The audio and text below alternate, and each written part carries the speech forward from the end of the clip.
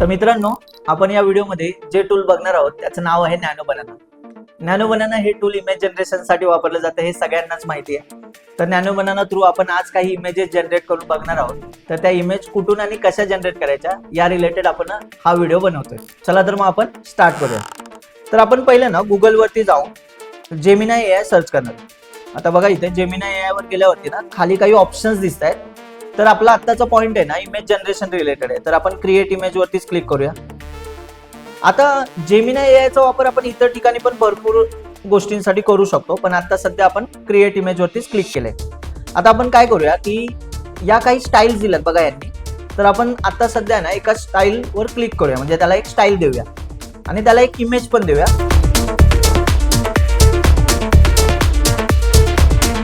एक random image घेतली बघा. तर आपण ती इमेज आता सध्या त्याला दिली आहे आणि एक स्टाईल पण दिले. तर आपण बघूया की तो मला याला रनवे स्टाईल मध्ये कन्वर्ट करून देतोय का. हा थोडासा वेळ घेईल, पण तुम्हाला ना एक्झॅक्टली इमेज नेक्स्ट लेवलला बनवून देईल. यानंतर आपण ती इमेज कुठल्या मॉडेलने बनवले हे पण बघूया, कारण यामध्ये फक्त नॅनो बनाना हे एकच मॉडेल नाही मित्रांनो. तर इथे नॅनो बनाना प्रो पण आहे, अजून त्याबरोबर नॅनो बनाना 2 असं अजून एक मॉडेल आहे. असे 3-4 मॉडेल्स आहेत त्यांचे. ठीक आहे. तर आता तुम्ही इथे बघू शकता की मी जी इमेज दिली होती ना ती एकदम हाफ इमेज होती. मग त्याने मला जी इमेज आता जनरेट करून दिली ती रनवे मध्ये अशी फुल फ्लेक्स इमेज जनरेट करून दिली. ठीक आहे. तर तुम्ही याला डाउनलोड करायचं असेल तर इथून डाउनलोड पण करू शकता. चला तर मग आता बघूया ही इमेज त्याने कुठल्या मॉडेल वरून बनवलेली.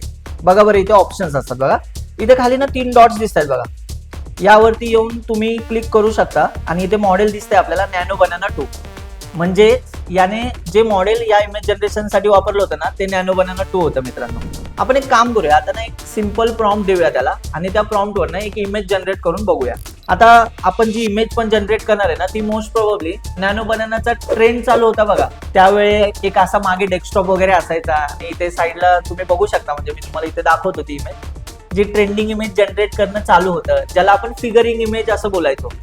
समोर आपण टेबलवरती उभे आहोत आणि आपलं रिफ्लेक्शन हे नोटबुक वरती दाखवलं गेलंय. अशा पद्धतीने आपण ट्रेंड नुसार इमेजेस जनरेट केल्या होत्या. तर आपण एक काम करूया, आपण तसंच आहे ना एक त्याला म्हणजे फिगरिंग इमेज सारखं ना एक इमेज जनरेट करायचा ट्राय करूया. मी त्याला एक प्रॉम्प्ट देतो बघा. High quality photo realistic steel life shot of a character taken from a desktop perspective. ज्यामध्ये मी माझी इमेज वापरायला सांगितले. आता प्रॉम्प्ट मध्ये ज्या गोष्टी सांगितल्या आहेत जसं की डिटेलिंग. आता ना मी काय करतो, या सबमिट वर क्लिक करतो.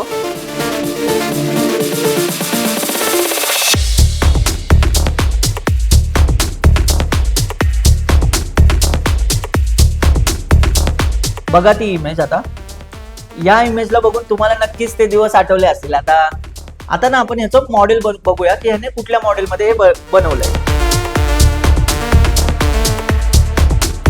तर आता इथे तुम्हाला दिसत असेल हे पण नॅनो बनाना 2 नेच बनवलेलं आहे. अशा प्रकारे ना तुम्ही नॅनो बनानाचा वापर करू शकता. आणि ट्रेंड्स मध्ये तुम्ही बघितलं असेल खूप सारे ट्रेंड्स येऊन गेलेत. लोकांनी इमेजेस पण क्रिएट केले होते आणि पोस्ट पण केले होते. तर या इमेजेस बनवण्यासाठी नॅनो बनाना मॉडेलचा भरपूर लोकांनी वापर केलाय. तुम्हाला देखील असं भविष्यकाळात कधी कुठले इमेज जनरेट करायचे असेल तर तुम्ही नक्कीच या टूलचा वापर करू शकता. बाकी यामध्ये एक्स्ट्रा सांगण्यासारखं असं काहीच नाहीये, कारण सगळ्या गोष्टी स्ट्रेट फॉरवर्ड आहे. तुम्ही प्रॉम्प्ट वर पण इमेज जनरेट करू शकता किंवा काही स्टाईल्सचा वापर करून पण इमेज नक्की जनरेट करू शकता. भेटूया मित्रांनो पुढच्या एका अशाच माहितीपूर्ण आणि धमाकेदार व्हिडिओमध्ये. जर तुम्हाला हा व्हिडिओ आवडला असेल तर व्हिडिओला लाईक करा आणि अशाच नवनवीन टूल्स व ट्युटोरियल्ससाठी चॅनलला सबस्क्राईब करा आणि बेल आयकॉन दाबायला विसरू नका.